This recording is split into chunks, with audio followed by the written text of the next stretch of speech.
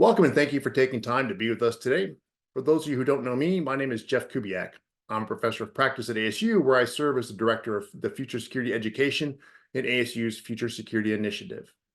The educational offerings I help guide include the MA in Global Security, the MAGS, which has a non-technical concentration in cybersecurity and a soon-to-launch concentration in irregular warfare. We also offer a graduate certificate in global security and competitive statecraft and are building a new portfolio of short courses in similar topics to be offered at ASU's Career and Professional Development educational outlet called Career Catalyst. Today's event is one in a series of events we host each fall and spring semesters to highlight the thought-leading security practitioner faculty that teach in our programs. Today, we're really fortunate to have the co-directors of the Future Security Initiative, Professors Daniel Rothenberg and Peter Bergen, join us. Professor Rothenberg is a professor of practice and one of the co-directors of the Future Security Initiative here in the School of Politics and Global Studies at ASU. He's also a senior fellow at New America and a well-versed author and editor of books that include With These Hands, Memory of Silence, Drone Wars, and Understanding the New Proxy Wars. He is one of the principal architects of the innovative MA in Global Security and plays a central leadership role in the development of Future Security Initiative research, education, and outreach efforts. Professor Bergen is a professor of practice also and the other co-director of the Future Security Initiative. He is the vice president and director of Future Security at New America. He's also a security analyst for CNN and an award-winning journalist and author, having produced multiple best-selling books, including The Cost of Chaos, The Trump Administration and the World, The Rise and Fall of Osama bin Laden, the Biography. His latest project is a brilliant podcast produced for Audible called In the Room, and I strongly suggest you check it out. I'd like to start this event with a short discussion about the Future Security Initiative, what it is, what it does, and more. So Professor Rothenberg, if you will. Thanks so much, Professor Kubiak, and welcome everybody. So as Professor Kubiak mentioned, we just launched, that is to say this summer, something called the Future Security Initiative. And this replaces an entity, a partnership between ASU and New America that Peter Bergen and I co-directed for 9 years, called the Center on the Future of War. But in a word, the Future Security Initiative is expanded.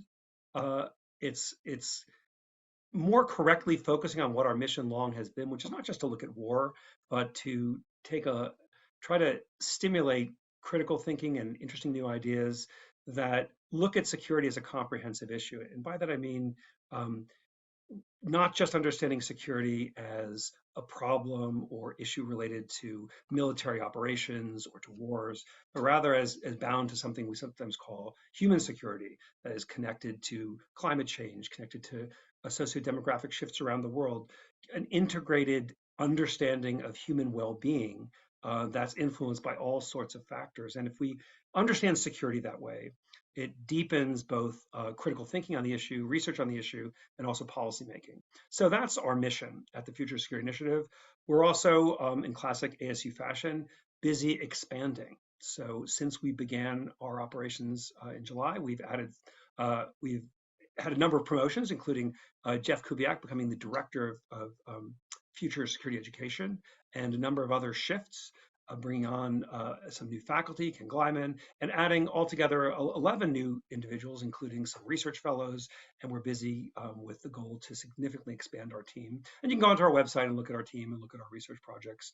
But overall, we remain a partnership between Arizona State University and a DC-based think tank called New America that Peter Bergen's vice president at, and many of us are dual-hatted.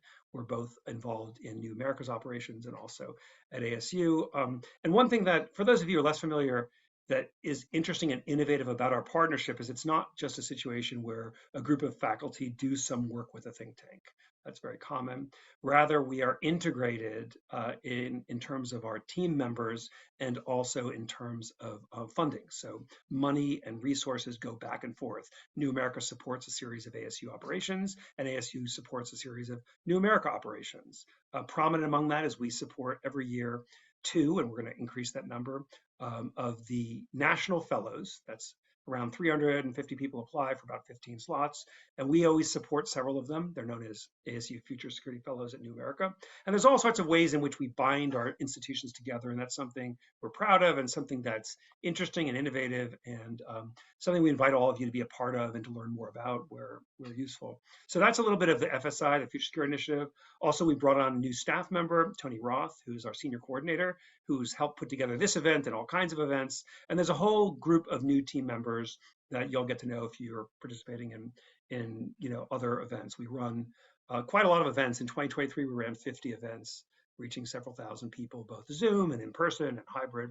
So thanks so much. We're happy to provide more information about the Future Security Initiative, and we're thrilled that you're joining us today. Great. Thanks, Daniel. Peter, anything to add there?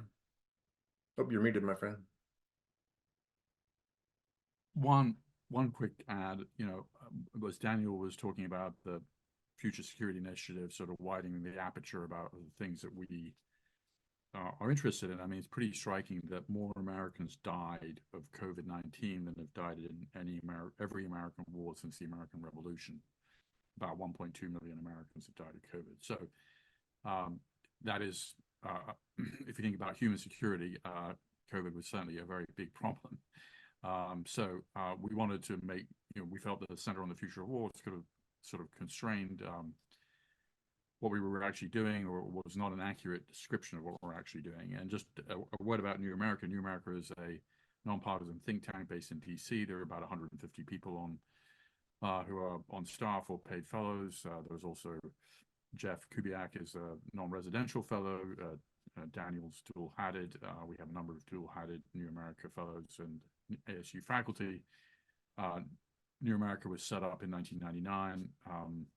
It's not a government in waiting as some other DC think tanks are, although people certainly have gone into government, but it's at its core, it's trying to advance big ideas in a nonpartisan way, and even in a pre-partisan way, because some ideas, if you start thinking about them early enough, they're not really colored by partisanship. I'll give you an example.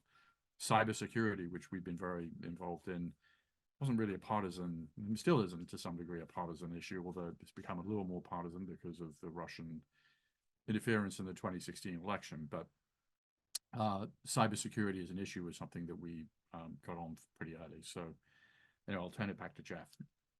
All right, thank you, gentlemen. For this event, what I'm going to do, instead of having presentations made, I'm just going to moderate a question and answer session with the two directors, and talk about basically kind of the major security challenges that we look forward to addressing and meeting in 2024. And on that point, I'd like to start with the stalemate in Ukraine. The ground war in Ukraine is now a stalemate, and that's not an unusual occurrence in war. That happens probably more times than not.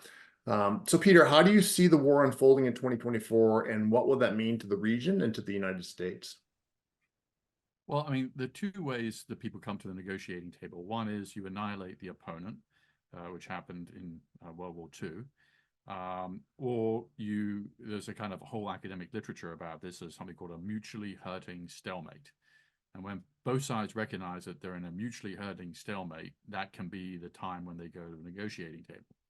That said, Zelensky, I'm sure, has people on, Ukrainian nationalists who, would make it very hard for him to kind of do a deal.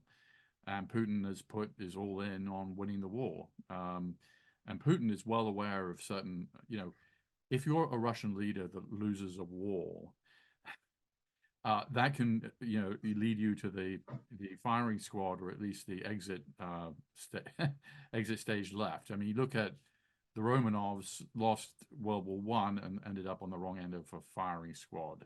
Stalin, really won World War II and died in his sleep.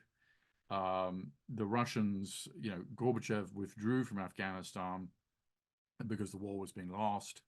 And that was a huge nail in the coffin of the Soviet Union, which, 2 years after the withdrawal from Afghanistan was over. And it's not an accident in my mind that the Berlin Wall came down months after the final Soviet withdrawal from Afghanistan, because what it said to the Eastern Europeans was, if the Soviets can't defeat a lightly armed guerrilla force on their own border, what does it say about their ability to control Eastern Europe? So Putin, the most transformational event in his life was being a KGB officer in Dresden when the wall came down. And he's always sort of, that has been his sort of mission, is to reverse all this and not just sort of restore the Soviet Empire, but in his own mind, restore the empire of Peter the Great or Catherine the Great, because those are his real, those are people that he looks to as sort of heroic figures. So, I don't know, like, to answer your question, Jeff. I mean, obviously, if Congress doesn't vote for more Ukrainian aid, that's a problem. And if you look at the stories, and obviously NATO countries that aren't the United States can try and help, but at the end of the day, the United States is the biggest provider of aid, not only on the military side, but also to keep the Ukrainian government afloat. So if that doesn't happen, doesn't look very good for the Ukrainians. In fact, I was reading today that in Kharkiv, which is the biggest major Ukrainian city on the Russian border, the residents are quite concerned that Kharkiv will fall again to the Russians. So, if everything remained the same, Stalin famously said that mass has a quality of its own, and the Russians have mass, and the Ukrainians don't. And so they obviously have esprit, and Napoleon said morale is 3 times more important than any other kind of aspect, and the Ukrainians certainly have morale. But so I mean, if you look at it today, it's not looking that great for the Ukrainians, because, and I'm sure Putin would is waiting for November 2024, because John Bolton has repeatedly said publicly, including in interviews that he's done with me, is Trump is really determined to pull out of NATO, and next time around, there may not be the guardrails that there were previously. So I mean, that would obviously be very damaging to the war in Ukraine, and Putin, I'm sure, is pretty cognizant of the fact that right now Trump is a front runner, not only the Republican Party, but also to win the election if it was held tomorrow. But the question that has arisen since basically the fall of the Berlin Wall was, what does NATO security look like without the U.S., right? I mean, the NATO alliance was formed as a bulwark against the Soviet Union. And so that conversation has been going on for 3 decades. Should Trump pull out, or let's say even the Republicans, for some reason, find a way to not fund the U.S. portion of the support to Ukraine, and things start to go south there quickly, what would be the response from the Europeans, especially the French, the German, the Brits, who have maybe more at stake due to proximity, if nothing else? Well, Trump and Obama before him, Obama was, the 24 countries that were then in NATO. I mean, Obama was sort of saying you need to pay 2% of your GDP, you need to spend 2% of your GDP. And everybody agreed that that was the goal. And then Trump also kind of hammered at this issue. And now, because of the Ukraine war, suddenly Germany is spending 2% of GDP. And since it's a large economy, Trump has either misunderstands or has failed to understand how NATO is actually financed. The United States pays almost nothing to NATO, only like $1 billion, which is a rounding error, to basically keep the alliance, the kind of architecture of the alliance. But the way the alliance sustains itself is every country agrees to spend at least 2% of their GDP by this year on the collective self-defense. And as a result of the Ukrainian war, that has happened. So Putin has made NATO great again. We've got 2 new members. Turkey has just voted to allow Sweden to join. So Finland and Sweden are joined, and those are both adjoining to Russia. And so, but I think without the United States, it's obviously a much weaker alliance. And things don't get better in Ukraine.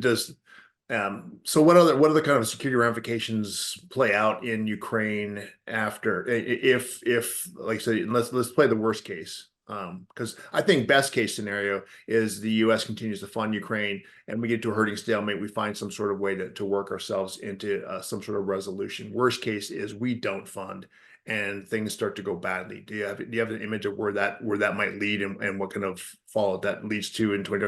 Get your crystal ball. This is looking forward to 2024. Well, I mean, I'm not going to answer that question because I just don't know. But I will say that if there was a recognition of mutual hurting stalemate, what would be an actual agreement that would be very unpalatable to both sides? One would be, I think, for for Putin, Crimea is non-negotiable. Mhm. And I'm not advocating, or I'm just saying, like, Yeah. what would it look like? It would look like Putin would retain Crimea, and the Ukrainians would get back the Russian occupied parts of eastern Ukraine. I mean, that don't include Crimea. That is probably the deal, if there is ever going to be a deal. Neither side would be happy, but that's usually what Right. happens in deals. When the pain gets high enough, that's kind of where it probably will break down. Okay, I'm going to switch gears because this is something I think maybe more even in the news today than Ukraine as of late, and that is this stepping closer to war between the U.S. and Iran in the Middle East, with the tit for tat strikes and assassinations that have kind of ratcheted up the tensions between the U.S. and Iran. Daniel, do you have some ideas of kind of where that goes and what that means? And I know it's broader than just this U.S.-Iran bilateral, antagonism. It engulfs really the entire Middle East and the greater region. But what's your sense of where that goes and how that plays out? So I'm with Peter on trying to steer clear of, predictions of what happens. However, I think part of what's odd about looking at the Middle East and suddenly finding a little bit of shock that there are military operations going on, it has a certain amount of like historical amnesia. Uh, the US has troops stationed in Syria, in Iraq. It has an enormous military presence in the Middle East, obviously far less than during, the height of the post 9/11 wars. But the fact that there are all sorts of, as you say, tit for tat, operations, it isn't all that surprising. And it's an open question how quote unquote new that is, right? Uh, and how significant that is, at least in terms of the great fear, which is an expanded regional conflict. We're a far cry from that right now, and so hopefully that's just not going to be anything that happens in 2024 for all kinds of pretty obvious reasons.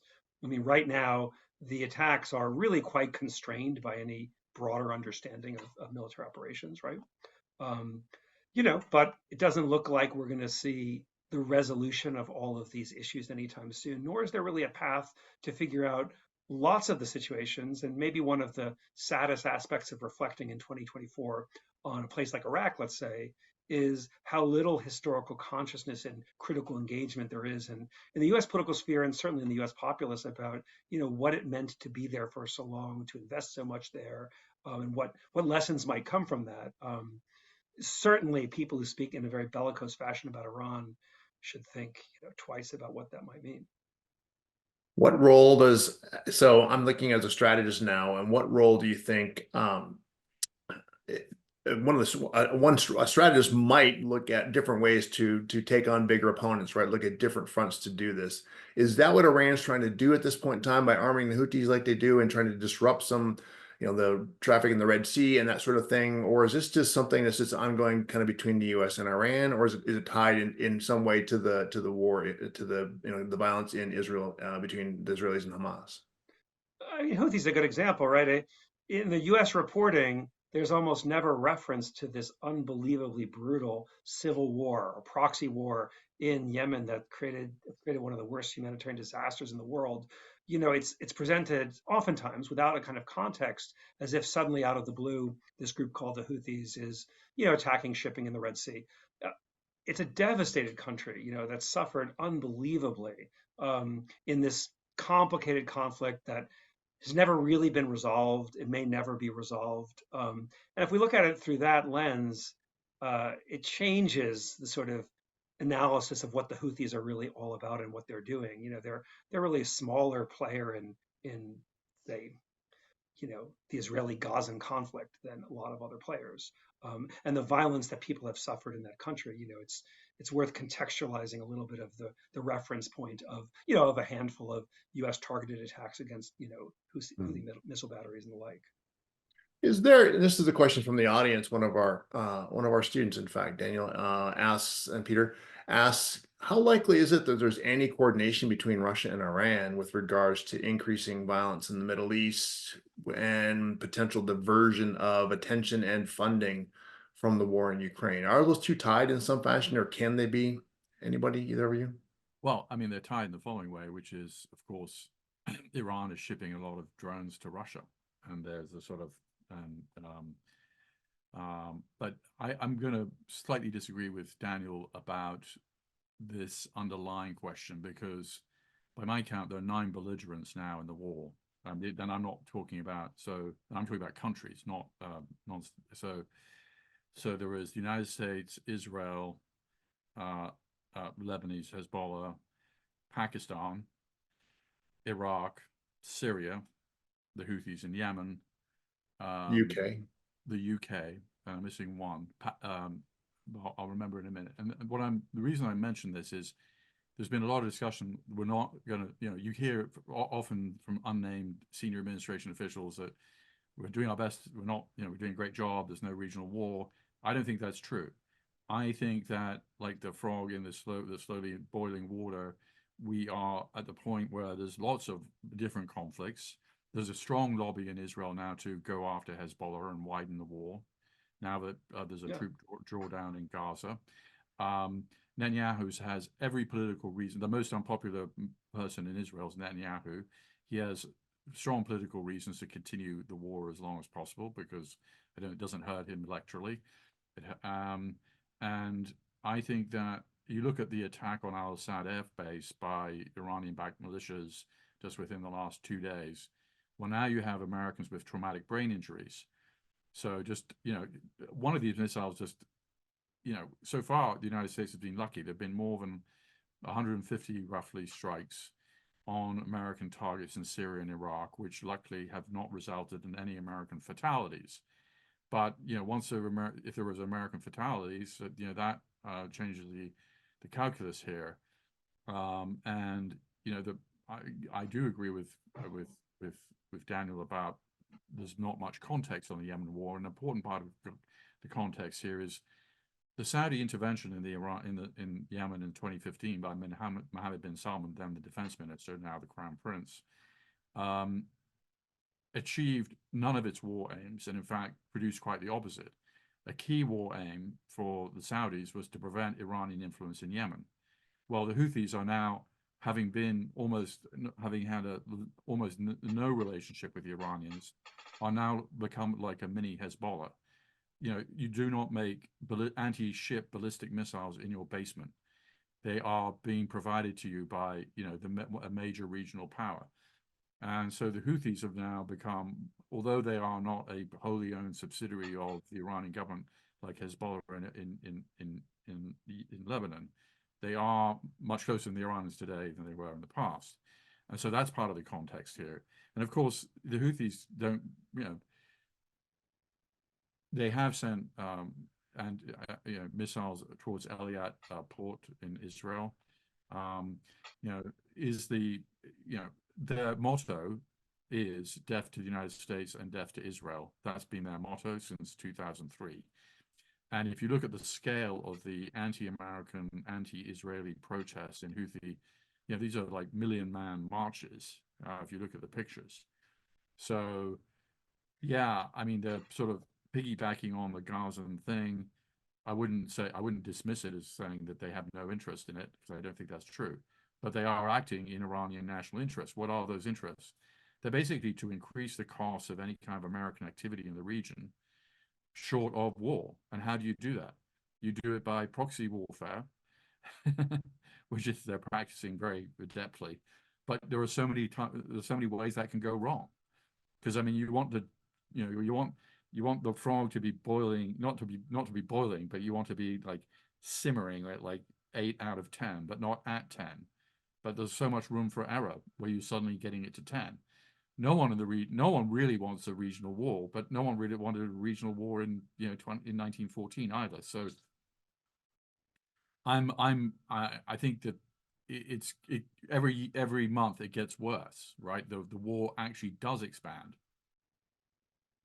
Yeah, and there's so you're a little bit more on the we're the frog being boiled in a war that's potentially brewing. I mean, look, who could have predicted that Pakistan would take strikes on Iran, Right. and Iran would take strikes on Pakistan? Right.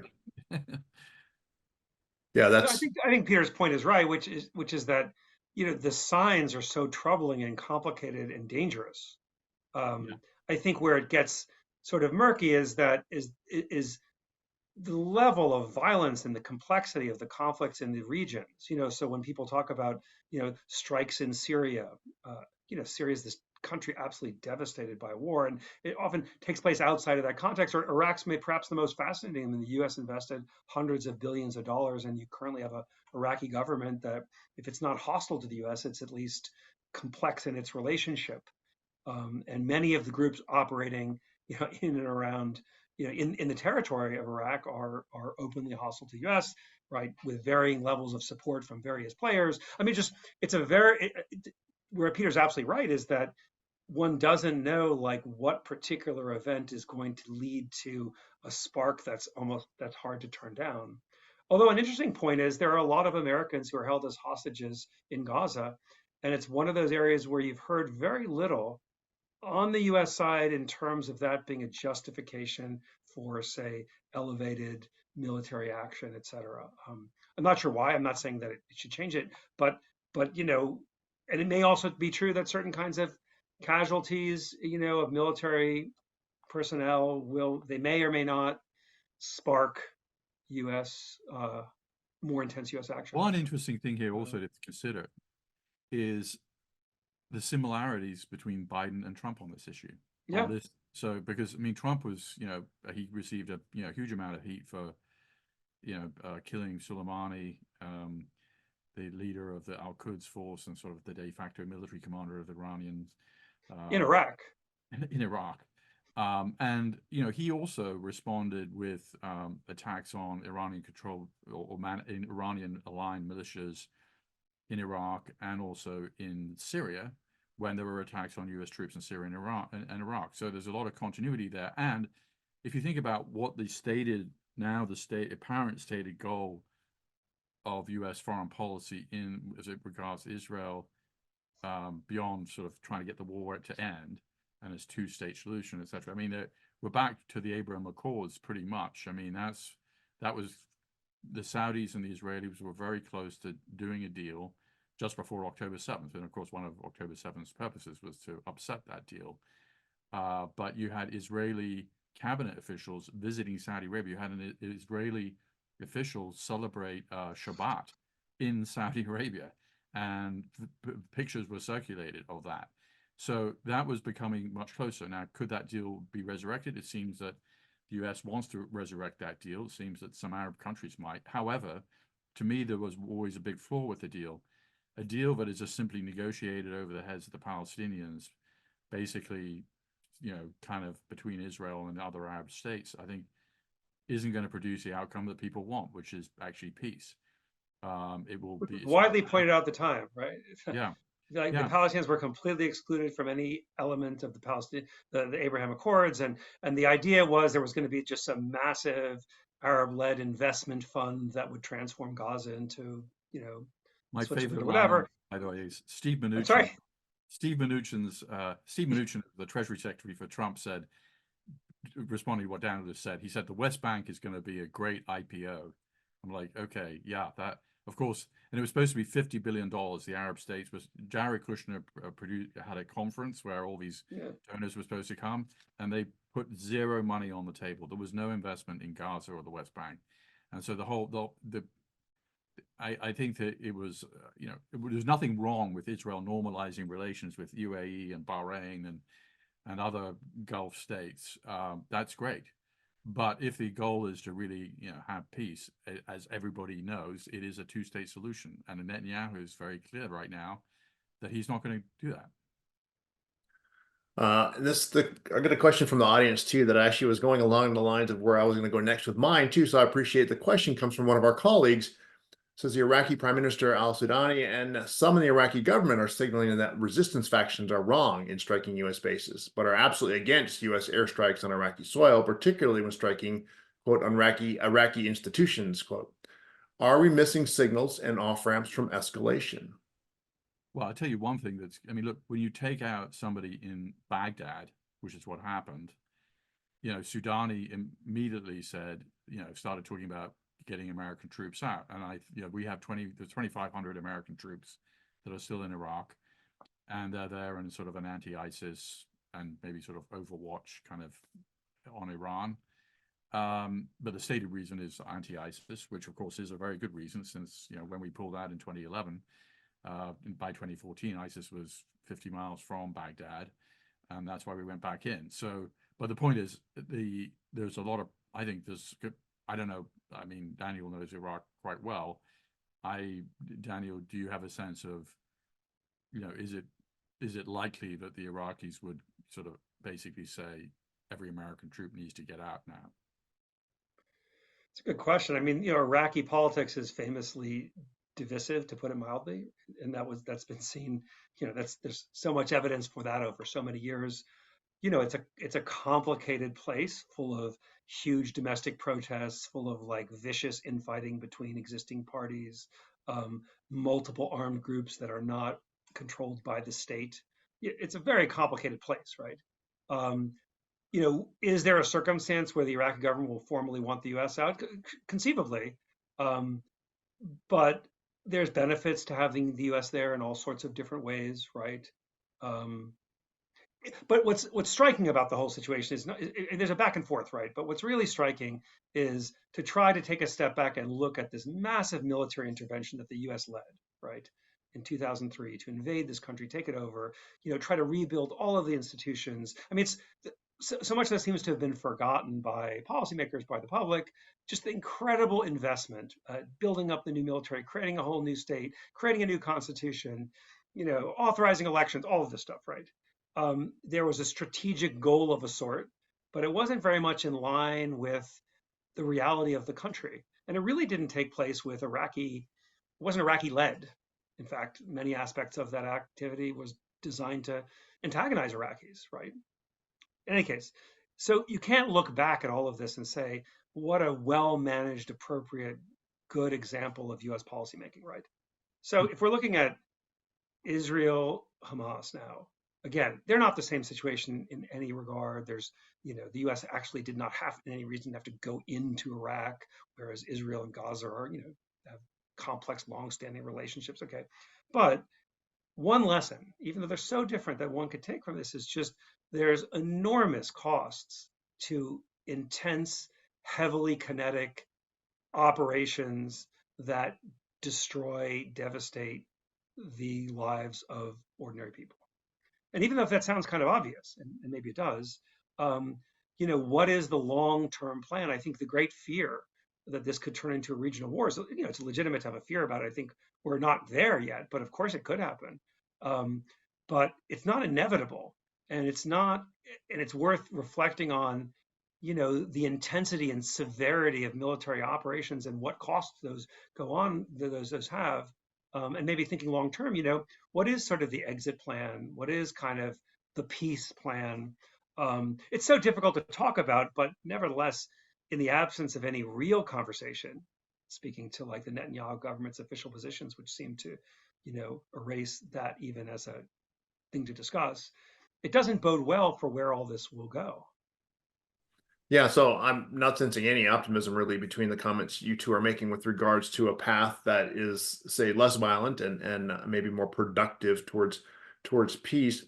Is that specifically true in the war in Gaza as well? And what's the future of that? Look, I mean, yesterday 24 Israelis were killed, Right. And in one incident 21 were killed, and in another incident 3. So this is the biggest death toll of the war. Yeah. So if you start, that must be putting more pressure on that now. The hostage issue is, as Daniel's indicated, there are 6 American hostages right now. Two died or were killed in captivity.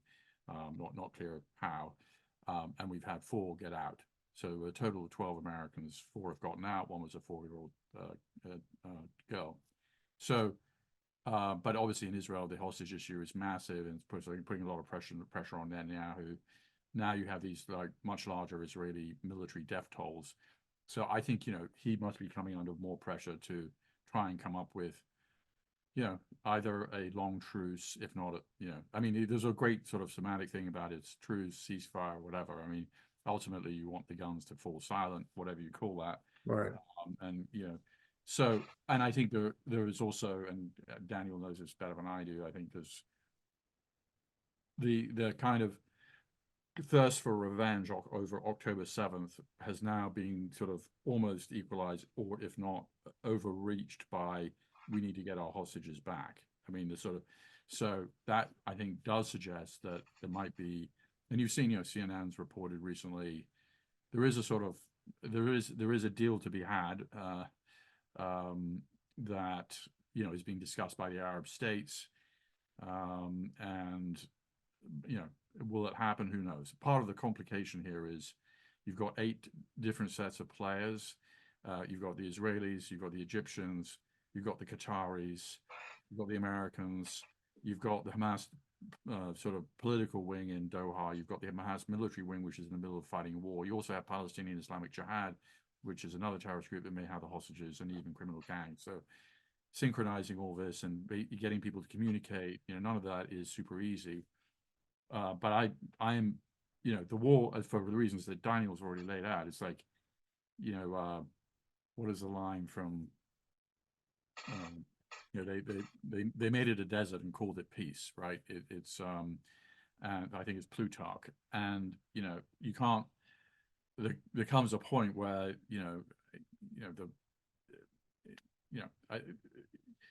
you've established enough of you've achieved enough of your military aims to sort of say, well, we can't kill every member of Hamas. I mean, I think the Israelis are saying they've killed 8,000. The typical numbers that you hear in terms of military members of Hamas is 30,000.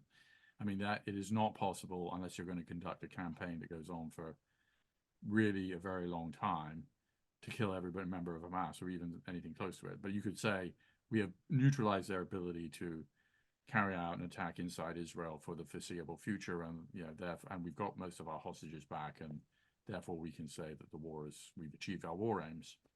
In a way, we're reaching that kind of mutual pain levels, that mutual painful stalemate that we talked about with the Ukraine situation in a lot of ways. Apparently, especially with the recent fatalities, casualties of the Israeli soldiers.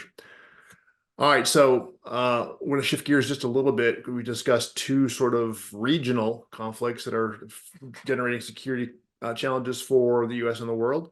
Let's talk about the elephant in the room and a global problem. China's economic growth has been tapering off for more than a decade. Today, this slowdown is compounded by a protracted real estate crunch, shaky local government finances, declining exports, et cetera, et cetera. Unemployment rate for the young population is crushing, and they're not even publishing it anymore. Now we talk about complex and complicated. This sort of setting creates a whole range of complex security issues for the U.S., the region, and the globe. Where do you think we can start that conversation? What strikes you? Well, let's add the demographic problem the Chinese have too, because the one-child policy really worked out much too well. Right, yeah, they're declining population, and that's probably going to be true for the rest of the century. So, and the 25% of their economy is based on real estate, and there's a massive real estate crash company coming, which is, or the Evergrande, which is their biggest company's got $3 billion in loans that can't pay back, and that, of course, will affect their banking sector, and so they have very big economic problems. And I also want to mention that again, and because it's very easy to get caught up in the rhetoric, but not to see the similarities between the Trump administration and the Biden administration on the very big foreign policy issues, except maybe Ukraine. There's kind of there's a lot of agreement. So Biden's actually kept the tariffs on Chinese goods more or less that Trump put in. He's also actually taken a stronger position on American exports of AI or quantum computing to China. He has said publicly on 60 Minutes that if China attacked Taiwan, we would react, which, by the way, we're supposed to have this strategic ambiguity, and we're supposed to not say what we do, as that doesn't seem ambiguous to me. So, what does this all mean for Xi? Xi has said to the PLA, the People's Liberation Army, you need to be able to take Taiwan by 2027. He's awarded himself an unprecedented 3rd term, sort of made himself into a new Mao. He may see it as part of his destiny. We don't know what's going on inside Xi's head. you must look at Ukraine and say, well, things can go wrong. You know, a marine invasion over 100 miles of water is a very tricky military. They can do it. What they must have learned, well, one thing they've learned is if we can get inside the decision cycle of the United States and its allies, which, by the way, think about Ukraine and how long it took America and its allies to come up with an answer to the invasion. You know, just if we just establish the facts on the ground, you know, we can just make it a fait accompli. And so, but you know, will he do it? Will he? When we just got a anti-China government has just been elected in Taiwan, so that, you know, how does that fit in his calculations? I don't know, but you know, is a declining power, which is a superpower, more dangerous than a rising superpower? I don't know, but the fact is, as Jeff laid out, I mean, they have multiple problems, and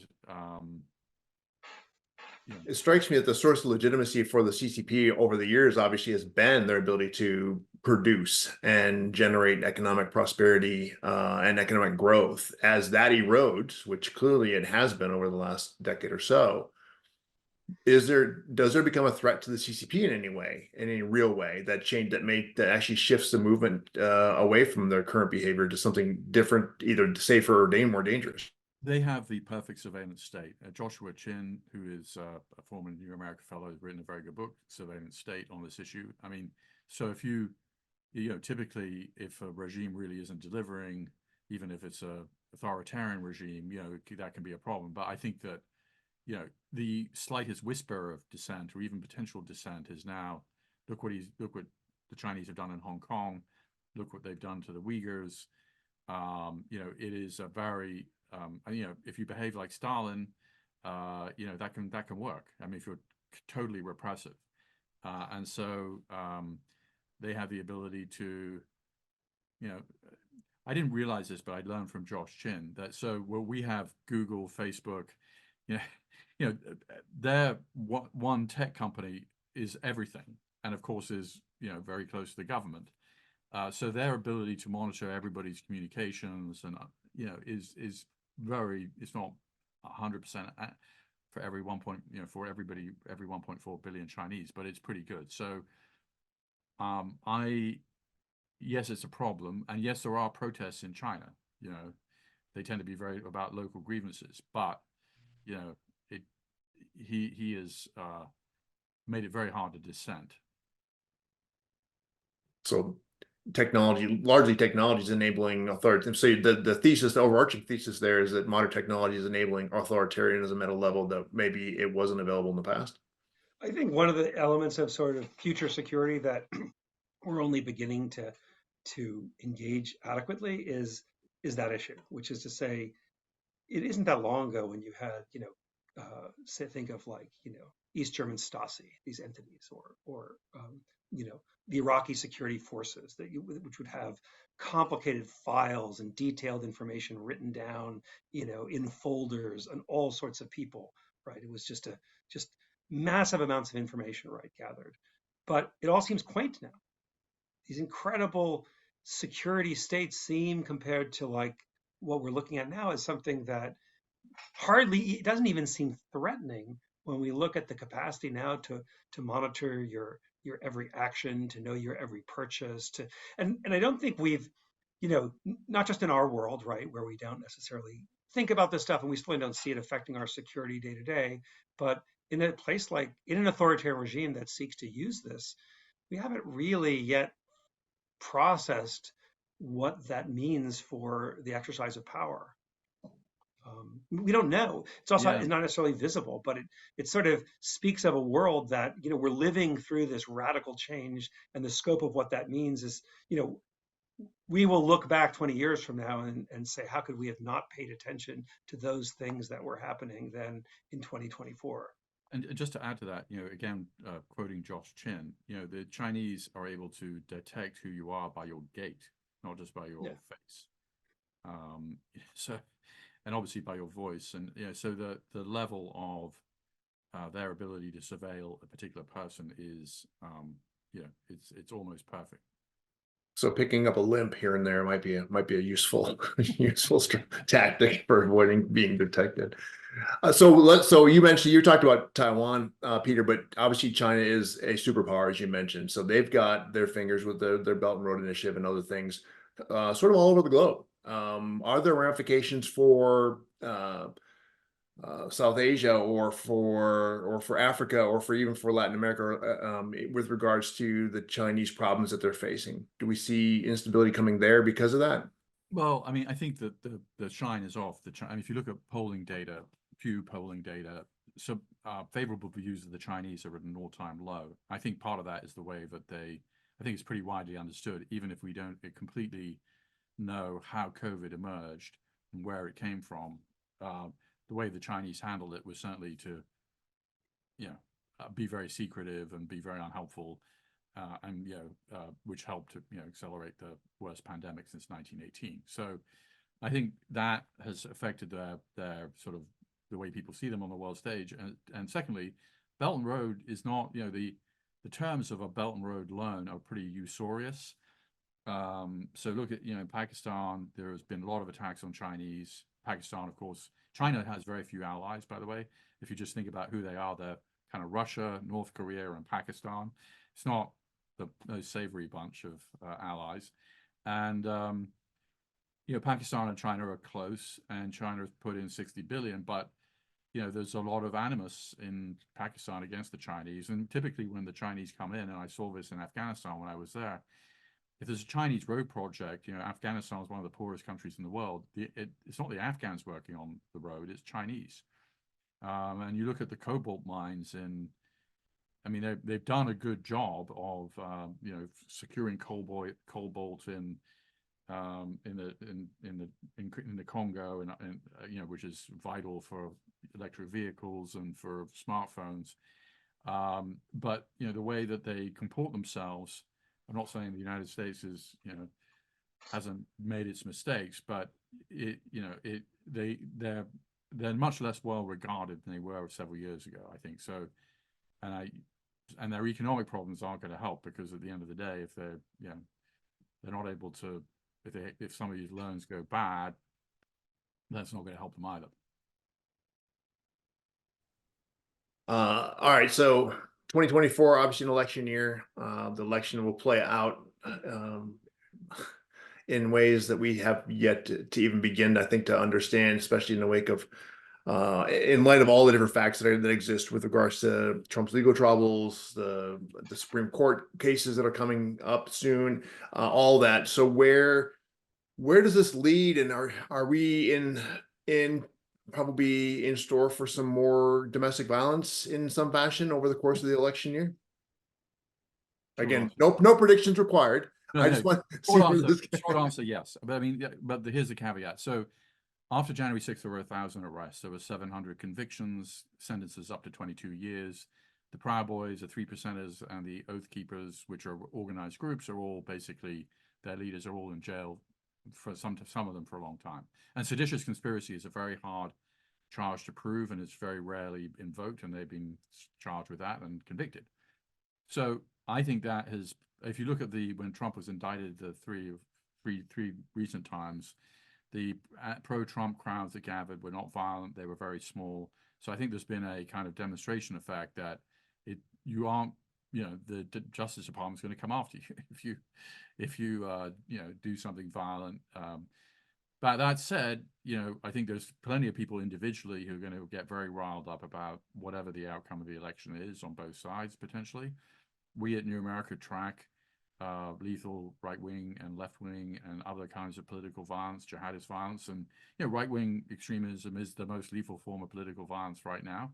But, in the 1970s, we saw a lot of left-wing violence from the Weather Underground and Black Panthers. So political violence is very much part of the American story, and that we're going to see we're going to see some of that this year. Hopefully it won't be too bad. But one other thing I'd add to your sort of question, Jeff, is also we have, RFK Jr. In recent polling was 1 in 7 Americans would vote for him if he's on the ballot, and he's making an effort to get on the ballot. This is a huge wild card for both. So, right now, Trump tends to beat Biden, but within the margin of error in polling. if you throw RFK Jr. in the mix, even if his numbers go down from 1 in 7 to much lower, he's still going to have a sizable young people like him, blacks like him. I mean, he's drawing kind of, and that draws away from Biden, and it helps Trump. So it could be a Ross Perot situation. Ross Perot helped Bill Clinton win the election against George H.W. Bush, and I think that's kind of a factor here that is going to make this election year even more complicated than it is already. Is the election challenged at the end of the day? I mean, are we looking at an extensive challenge to the election outcomes, either within the states or after between the end of November and early January? Are we seeing another election challenge? What do you mean? Well, something along the lines of fake vote, the fake electors sort of thing, or the fake election or the stolen election conspiracy that has really dominated this state for sure. Even for the 4 years, we got one of the election deniers running for the U.S. Senate. So how does that fall out in 2024? One of the interesting things about election deniers, election denialism, and all of these recounts, it just is something to reflect on, is that one narrative, one takeaway is the system is incredibly resilient. Lawsuits filed all over the country, facts were adjudicated, and the determination was there was no malfeasance in the election. Or in the case of Arizona, where, of course, we had just recount after recount. Again, even the odd group that was brought in, with an ideological bent to find irregularities, couldn't really come up with a different outcome. So one takeaway from this is actually sort of a pro-democracy takeaway, which is that many of these recount efforts have shown next to no voter fraud, which is, when you think about how many voters there are in the country and how many ways in which a person could easily commit fraud, it's almost striking how difficult it has been to find cases of that. So an interesting outcome is that the data is overwhelming now, because there's been so many investigations and court cases and recounts, and yet so many people, in the face of that information, still hold true to the idea that, say, the 2020 presidential election was somehow fraudulently managed. I think where does that take us? Who knows? I think 47 Americans were charged with voter fraud in the last cycle. So it's like, I mean, it's like being struck by lightning. It's because, by the way, like it's one of those things where there are penalties, and it's sort of like the cost benefit analysis. I'm going to vote for somebody else. I'm going to commit this fraud, and then if I get prosecuted, I'm going to get some kind of record, and it doesn't make any sense. And then, of course, it wasn't true anyway. The voter fraud is a very unusual form of crime, which is striking, right? Because fraud isn't. Fraud is not. There's tons of fraud all the time. We get fraudulent robocalls. I mean, there's fraud everywhere. And yet, when it comes to our elections, for reasons that maybe it's hard for us to understand, there's almost no fraud. Well, but that raises a good point, which is that, we saw this robocall from President Joe Biden, urging Democrats not to vote in New Hampshire in the primary. And that was, of course, so the fraud that's coming is going to be massive amounts of.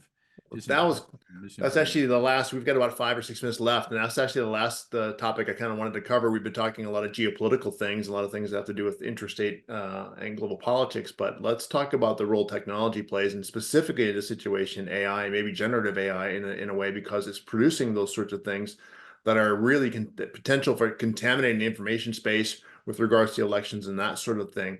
What's your sense of the security implications and challenges presented by artificial intelligence, and especially, like I said, generative AI? Well, look, I mean, more people are going to vote in 2024 than any time in human history. We're going to have elections in Indonesia.